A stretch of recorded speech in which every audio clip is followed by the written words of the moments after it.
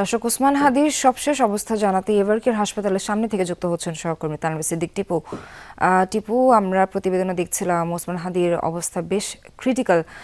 সবশেষ কি জানতে পারলেন চিকিৎসকদের কাছ থেকে, আমাদেরকে একটু জানাবেন।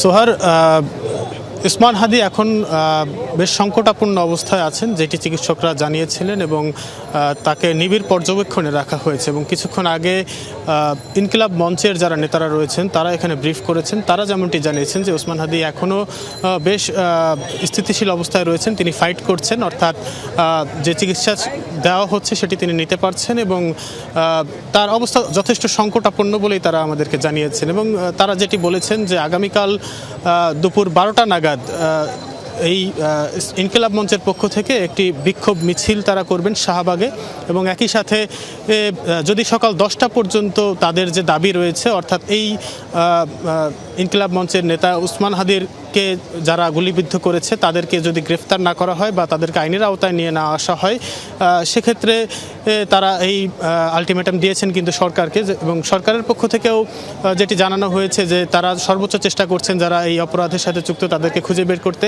একই সাথে প্রধান উপদেষ্টা রাত 9টা নাগাদ হাদির ভাইকে কল দিয়েছিলেন, এবং তিনি জানিয়েছেন যে তার চিকিৎসার জন্য সর্বোচ্চ ব্যবস্থা নেওয়া হবে, প্রয়োজনে তাকে বিদেশেও নিয়ে যাওয়া হবে। সোহার।